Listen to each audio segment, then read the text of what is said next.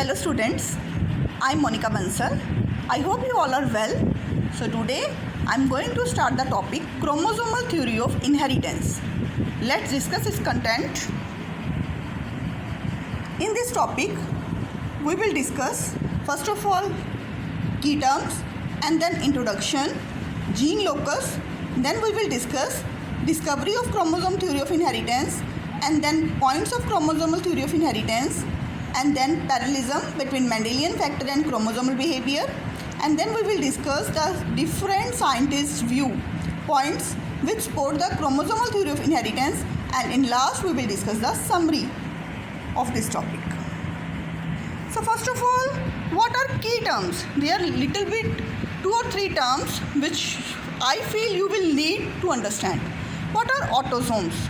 बच्चे ऑटोजोम्स जो होते हैं वो क्या होते हैं, जिसमें हमारे बाकी सारे ट्रेट्स, बाकी सारे करैक्टर्स होते हैं क्रोमोसोम पे। उन क्रोमोसोम्स को क्या बोलते हैं? ऑटोजोम। और सेक्स क्रोमोसोम पे सेक्सुअल ट्रेट्स होते हैं हमारे। सो हमारे हर सेल में 2 तरह के क्रोमोसोम होते हैं, एक होते हैं ऑटोजोम, एक होते हैं सेक्स क्रोमोसोम्स। जो सेक्स क्रोमोसोम्स हैं उसमें सेक्सुअल बिहेवियर के ट्रेट्स होते हैं, और जो ऑटोजोम्स हैं उसमें बाकी अपने नेचर के, अपने प्रोटीन्स के सारे कैरेक्टर्स उन ऑटोजोम्स में होते हैं। Next term is hemizygous. What is hemizygous? If in a cell either it is a diploid cell, only single copy of gene is present, then that cell is called hemizygous. In diploid state even only single copy of gene is present, then it is called hemizygous. The last term is wild type. What is wild type? The dominant, the main character, the main strain of organism is called wild type, which is usually found in nature. उसको हम क्या बोलते हैं? Wild type. Example देती हूँ, जैसे Mendel ने experiments करे थे पी प्लांट पे, तो वहाँ पे क्या था? एक था टॉल, एक था ड्वार्फ। सो डोमिनेंट ट्रेट क्या था? टॉल। नेचर में यूजुअली टॉल ट्रेट मिलता है पी प्लांट्स का, तो हम जो पी प्लांट है उसके टॉल ट्रेट को क्या बोलेंगे? Wild type trait. Next we will discuss about introduction. Introduction में सबसे पहले मैंने बताया कि क्रोमोसोम क्या है बच्चे। क्रोमोसोम एक स्ट्रक्चर है जिसके ऊपर सारा जेनेटिक मटेरियल पड़ा होता है। They are complex of DNA and protein. हम इसको डीएनए और प्रोटीन के कॉम्प्लेक्स भी कह सकते हैं, क्योंकि जो डीएनए है वो जेनेटिक मटेरियल एक्ट करता है और वो किसके साथ एसोसिएट होता है? प्रोटीन्स के साथ। ठीक है जी। सो 2 तरह के ऑर्गेनिजम्स होते हैं। प्रिमिटिव कौन से होते हैं? बैक्टीरिया। और जो एडवांस है वो कौन से हैं? यूकैरियोट्स। जो बैक्टीरिया है उसमें बहुत सिंपल तरह के क्रोमोसोम होते हैं। I hope all of you know about that. Single chromosome होता है, सर्कुलर क्रोमोसोम भी होता है बैक्टीरिया में, प्रोकैरियोट्स में। और जो यूकैरियोट्स हैं उसमें तरह तरह के सेट होते हैं क्रोमोसोम के, कंप्लीट क्रोमोसोम का सेट होता है जिसमें अलग अलग तरह के क्रोमोसोम होते हैं। और यूकैरियोट्स में क्रोमोसोम का नंबर भी डिफरेंट होता है, उसमें सिर्फ एक क्रोमोसोम नहीं होता, बहुत सारे क्रोमोसोम्स होते हैं। नाउ बेटा, जीन लोकस क्या होता है? जीन लोकस किसने डिस्कवर करा था? सूटन एंड बोवरी ने डिस्कवर करा था। क्या बोलते हैं वो कि एक जो होमोलोगस क्रोमोसोम का पेयर है उस पर अलग अलग करैक्टर के जो जीन हैं उन स्पेसिफिक पोजीशन जो है ऑक्यूपाई करते हैं। मैं डायग्रामेटिकली समझाती हूँ आपको। जैसे कि ये है, ये 2 होमोलोगस पेयर हैं, एक क्रोमोसोम ई है और एक क्रोमोसोम जी। ये 2 क्रोमोसोम हैं। इन दोनों क्रोमोसोम को हम इकट्ठे क्या बोलेंगे? Homologous chromosome. क्यों होमोलोगस क्रोमोसोम बोलेंगे? क्योंकि इनमें अलग अलग करैक्टर के जो जीन हैं उनकी पोजीशन, उनका स्ट्रक्चर सब कुछ सेम है। सो ये दोनों पेयर अप कर सकते हैं ऐसे, इसलिए हम इसको क्या बोलेंगे? Homologous chromosome. और वो करैक्टर के जीन जिस पोजीशन पे प्रेजेंट होते हैं उसको हम क्या बोलते हैं? उसका जीन लोकस। इस तरह से ये क्या है? जीन लोकस की क्रोमोसोम के स्पेसिफिक पोजीशन को ऑक्यूपाई करते हैं कुछ करैक्टर के जीन, और उस पोजीशन को उन जीन का क्या बोलते हैं? Gene locus. और जीन एलील भी बोल सकते हैं, सिंगल सिंगल। ठीक है जी। Next we will discuss about its definition. According to this theory क्या बोल रहा है कि जो मेंडल जीन है वो स्पेसिफिक लोकस पे पड़े होते हैं। डेफिनेटली स्पेसिफिक पोजीशन जो है वो ऑक्यूपाई करते हैं क्रोमोसोम पे, उस पोजीशन को उसको क्या बोलते हैं? Locus, gene locus. ठीक है जी। स्टूडेंट्स, अब हम क्रोमोसोमल थ्योरी ऑफ इनहेरिटेंस के बारे में डिस्कस करते हैं। मेंडल के एक्सपेरिमेंट के बारे में और वर्क के बारे में तो आपको पता ही होगा। सो मेंडल के वर्क के बाद बहुत सारे साइंटिस्ट ने वर्क किया जेनेटिक्स पे, पर ये जो 2 साइंटिस्ट थे, थियोडोर बोवरी और दूसरा था वाल्टर सूटन, ये दोनों साइंटिस्ट ने 1902 में रिसर्च करी और एक थ्योरी डेवलप करी जिसको बोलते हैं chromosomal theory of inheritance.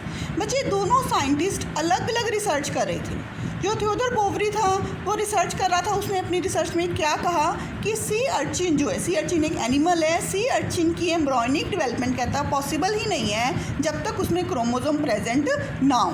So chromosome का होना सी अर्चिन में बहुत ज़्यादा ज़रूरी है। उसी साल वाल्टर सूटन भी रिसर्च कर रहा था। उसने अपनी रिसर्च में क्या कहा कि क्रोमोसोम सेपरेट होते हैं। होमोलोगस पेयर जो मैंने अभी डिस्कस करे वो सेपरेट होते हैं अलग अलग डॉटर सेल में जब म्योसिस होती है। तो इन दोनों की जो रिसर्च थी, इन दोनों की जो ऑब्जर्वेशन थी, उनको इकट्ठे हमने एक थ्योरी का नाम दे दिया और बहुत सारे पॉइंट्स जो है हमने बना दिए उन लोगों ने इकट्ठे मिलके। सो कौन सी थ्योरी का नाम दिया उन्होंने, कौन सी थ्योरी डिस्कवर करी? Chromosomal theory of inheritance. ये 2 साइंटिस्ट थे, सूटन एंड बोवरी, जिन्होंने डेवलप करी थी क्रोमोसोमल थ्योरी ऑफ इनहेरिटेंस अपनी रिसर्च के बेस पे। ठीक है जी। सो पॉइंट डिस्कस करेंगे हम क्रोमोसोमल थ्योरी ऑफ इनहेरिटेंस के। सबसे पहला पॉइंट क्या है इसमें कि chromosome and genes are present as pair in diploid cell, कि डिप्लॉयड सेल में क्रोमोसोम जो है वो हमेशा पेयर में होते हैं। अभी मैंने आपको होमोलोगस पेयर बताया ना कि वो क्रोमोसोम जिसका साइज, शेप, स्ट्रक्चर सेम है वो हमेशा पेयर अप कर लेते हैं डिप्लॉयड सेल में। सेकेंड पॉइंट क्या बोल रहा है वो कि homologous chromosome separate during meiosis, कि जब म्योसिस होती है, गैमीट फॉर्मेशन होती है, तो वही होमोलोगस क्रोमोसोम क्या हो जाते हैं? सेपरेट हो जाते हैं। थर्ड पॉइंट में बोल रहा है कि फर्टिलाइजेशन में जब फिर वही 2 होमोलोगस क्रोमोसोम दोबारा से पेयर अप हो जाते हैं, रीस्टोर हो जाते हैं, दोबारा से डिप्लॉयड कंडीशन जो है क्रिएट कर देते हैं। इन द फोर्थ पॉइंट उन्होंने क्या बोला है कि जो क्रोमोसोम बार बार सेपरेट हो रहे हैं, सेग्रीगेट हो रहे हैं म्योसिस के दौरान, गैमीट फॉर्मेशन के दौरान, वो इंडिपेंडेंटली होते हैं।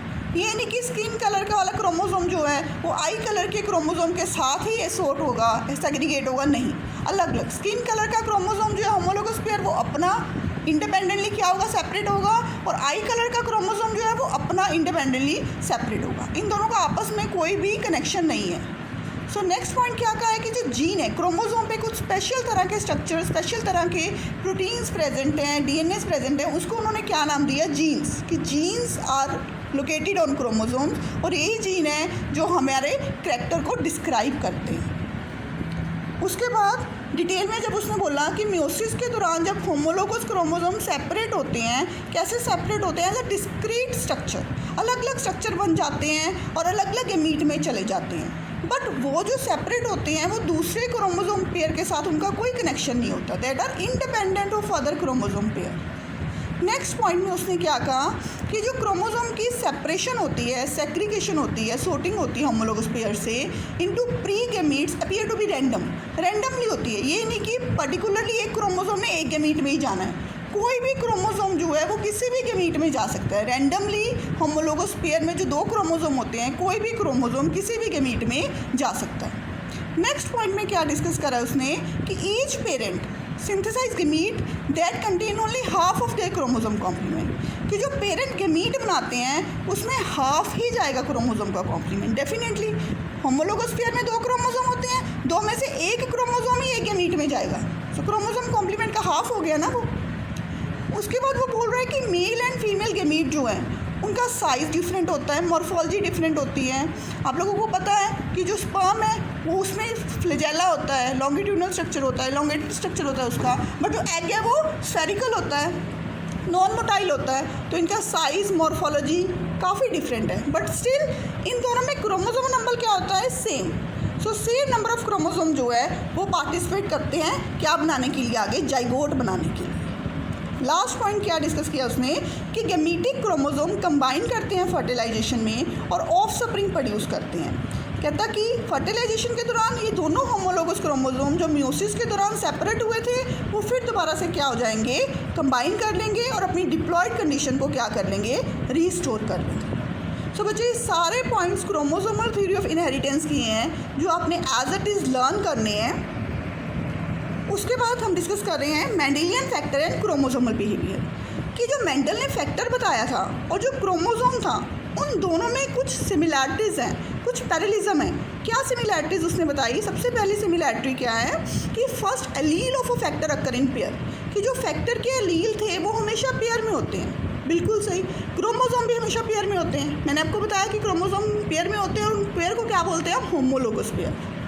सेकेंड पॉइंट में क्या बोल रहा है वो? Similar and dissimilar allele of a factor separate during gamete formation. वही जो क्रोमोसोमल थ्योरी ऑफ इनहेरिटेंस बताती है कि गैमीट फॉर्मेशन के दौरान या मियोसिस के दौरान ये दोनों फैक्टर जो है सेपरेट हो जाते हैं। डेफिनेटली होमोलोगस क्रोमोसोम भी सेपरेट हो जाते हैं मियोसिस के दौरान। सो दोनों का जो बिहेवियर है वो क्या हो गया? काफ़ी हद तक सिमिलर हो गया। थर्ड पॉइंट में क्या बोल रहा है वो? Mendelian factor can a sort independently. Definitely एक मेंडेलियन फैक्टर दूसरे मेंडेलियन फैक्टर पे डिपेंड नहीं करता जब वो सेपरेट होते हैं। ऐसे ही पेयर्ड क्रोमोसोम भी इंडिपेंडेंटली सेपरेट होते हैं मियोसिस में। जब एक क्रोमोसोम दूसरे क्रोमोसोम से सेपरेट होता है तो उसका दूसरे पेयर से कोई लिंक नहीं होता। इंडिपेंडेंटली मियोसिस में वो क्या होते हैं? सेपरेट होते हैं। सो काफ़ी हद तक मेंडेलियन फैक्टर और क्रोमोसोम जो हैं वो सिमिलर थे। नेक्स्ट बच्चे हम क्रोमोसोमल थ्योरी ऑफ इनहेरिटेंस के एविडेंसेस बताऊंगी मैं। बहुत सारे साइंटिस्ट मेंडल, डार्विन, मॉर्गन ने अपना सपोर्ट किया कि क्रोमोसोमल थ्योरी ऑफ इनहेरिटेंस बिल्कुल सही है। सबसे पहले मेंडल ने जो अपना काम किया था उसमें मेंडल ने क्या कहा कि Mendel speculated that cell contain some type of factors, कि कुछ तरह के फैक्टर्स होते हैं, उस फैक्टर्स में क्या होते हैं? ट्रेट्स।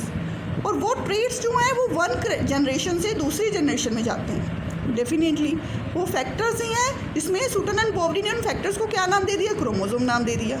नेक्स्ट डार्विन ने क्या बोला? डार्विन ने भी थ्योरी अपनी निकाल ली जिसमें उसने बोला कि जेम्यूल, उसने कुछ यूनिट्स बताए, उन यूनिट्स को क्या नाम दिया? जेम्यूल्स, कि वो जेम्यूल्स हैं, हर बॉडी में प्रेजेंट होते हैं जेम्यूल्स, उसके सेक्सुअल ऑर्गन्स में चले जाते हैं जेम्यूल्स और वहाँ पे स्टोर हो जाते हैं। और उन सेक्सुअल ऑर्गन से जेम्यूल जाते हैं from one generation to another generation. यानी कि ये भी कोई ऐसी चीज़ जेम्यूल जो है वो ट्रांसफ़र कर रहा है from one generation to another generation. ये भी हेरिडिटी पे क्या कर रहा है? बिलीव कर रहा है। सो मेंडल ने और डार्विन ने दोनों ने क्रोमोसोमल थ्योरी को क्या किया? सपोर्ट किया। नेक्स्ट जो वर्क है जिसने क्रोमोसोमल थ्योरी ऑफ इनहेरिटेंस को सॉल्टिफाई करा, सपोर्ट करा, वो था थॉमसन हंट मॉर्गन। बहुत बढ़िया साइंटिस्ट था बेटा, जेनेटिक्स पे बड़ी अच्छी रिसर्च करी इसने रिसर्च करी फ्रूट फ्लाई पे। ड्रोसोफिला नाम की एक फ्लाई थी, उसके आई कलर पे इसने रिसर्च करी और एक एक्सपेरिमेंट करा। क्या एक्सपेरिमेंट करा उसने एक्सपेरिमेंट करा उसके आई कलर को जो इफेक्ट करता था कि एक ड्रोसोफिला नाम की जो फ्लाई थी उसके जो नॉर्मल आई का कलर क्या था? रेड। नॉर्मल आई कौन सी थी उसकी? रेड कलर की।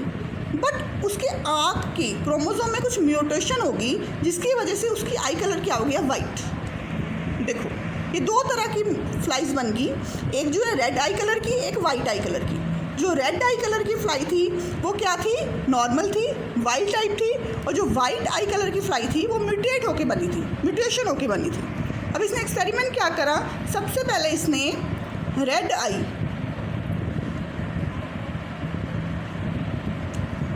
जो रेड आई फीमेल थी उसको वाइट आई मेल के साथ क्रॉस करवा दिया। F1 जनरेशन में उसने देखा कि जो फीमेल प्रोड्यूस हुई या मेल प्रोड्यूस हुई जितनी भी वो सारी की सारी कौन सी थी? रेड कलर की थी। F1 जनरेशन में सारी जो फ्लाइज थी वो रेड कलर की आ गई। फिर उसने F2 जनरेशन बनाई। F2 जनरेशन उसने कैसे बनाई? रेड आई फीमेल ली और रेड आई मेल ली। जब उसने इन दोनों को क्रॉस कराया तो उसके पास जितनी भी फीमेल्स आई वो सारी रेड कलर की थी और जितने भी मेल्स आए उसमें हाफ मेल्स क्या थे? रेड आई के और हाफ मेल क्या थे? वाइट आई कलर के थे। सो इसका मतलब कुछ ना कुछ जो आई कलर का कनेक्शन है वो सेक्स से कंसर्न है। ये चीज़ जो है उसने बताई हमें कि जो आई कलर का करैक्टर है वो किसी सेक्स क्रोमोसोम पर है। सो लेट्स सी क्या डिस्कस करा उसने, क्या कंक्लूजन निकाला उसने। उसने ये एक्सपेरिमेंट करा बच्चे। उसके बाद उसने ये देखा कि जो F1 फ्लाइज थी वो तो सारी रेड कलर की आई, बट जो F2 फ्लाइज थी उसमें फीमेल रेड कलर की eye, but half of the male क्या है F2 में? वाइट कलर की, और हाफ ऑफ द मेल क्या है? रेड कलर की। तो उसने ये डिस्कस करा, ये उसने कंक्लूज़न निकाला कि को जो रेड कलर या वाइट कलर आई का करैक्टर है वो कहीं ना कहीं सेक्स क्रोमोसोम पे है। कैसे? देखो, जो ड्रोसोफिला होती है बच्चे, उसमें जो मेल होता है उसमें क्या कंपोजिशन होती है मेल की क्रोमोसोम की? XY की, यानी कि उसमें एक X होता है, एक क्या होती है Y, और जो फीमेल होती है उसमें दोनों X क्रोमोसोम होते हैं। तो उसने ये कंक्लूज़न निकाला कि जो आई कलर का करैक्टर है वो कहीं ना कहीं उसका जो इनहेरिटेंस का पैटर्न है वो सिमिलर है जैसे कि X क्रोमोसोम इनहेरिट हो रहा है। यानी कि आई कलर का जो करैक्टर है वो कौन से क्रोमोसोम पे है? X क्रोमोसोम पे लोकेट कर रहा है। ये उसने कंक्लूज़न निकाला अपने इस एक्सपेरिमेंट से कि जो आई कलर है वो ऐसे ही ट्रांसमिट हो रहा है जैसे X क्रोमोसोम ट्रांसमिट हो रहा है एक जनरेशन से दूसरे जनरेशन पे। सो ये जो कलर जीन का करैक्टर है आई कलर का वो X क्रोमोसोम पे प्रेजेंट है। सो समरी हम क्या निकालते हैं इसमें क्रोमोसोमल थ्योरी ऑफ इनहेरिटेंस की टॉपिक में कि सबसे पहले तो जो मेंडल था उसने भी अपना वर्क करा और वर्क करके बताया कि ट्रांसमिशन कैसे होती है करैक्टर्स की, एक जनरेशन से दूसरी जनरेशन कैसे जीन जाते हैं, कैसे क्रोमोसोम जाते हैं, करैक्टर्स कैसे जाते हैं। उसके बाद चार्ल्स डार्विन है जो उसने भी बताया कि ट्रांसमिशन कैसे होती है, हेरिडिटी कैसे पॉसिबल है। उसके बाद फ्लेमिंग्स ने जब क्रोमोसोम की डिस्कवरी करी तो उसने बिल्कुल क्लियर कर दिया माइटोसिस के दौरान कि क्रोमोसोम और करैक्टर्स कैसे ट्रांसमिट होते हैं। ठीक है जी। तो सूटन एंड बोवरी ने क्रोमोसोमल थ्योरी ऑफ इनहेरिटेंस बनाई और मॉर्गन ने बिल्कुल क्लियर कर दिया कि क्रोमोसोम जो हैं वो जीन के साथ लिंक होते हैं, जीन जो होते हैं स्पेशल करैक्टर के वो क्रोमोसोम पे ही प्रेजेंट होते हैं। तो ये सारी बच्चे क्रोमोसोमल थ्योरी ऑफ इनहेरिटेंस के बारे में था। आई होप कि आपने बहुत कुछ सीखा होगा इस वीडियो से। बच्चे ध्यान से नोट्स बनाना, इसको प्रॉपरली प्रिपेयर करना। Good luck.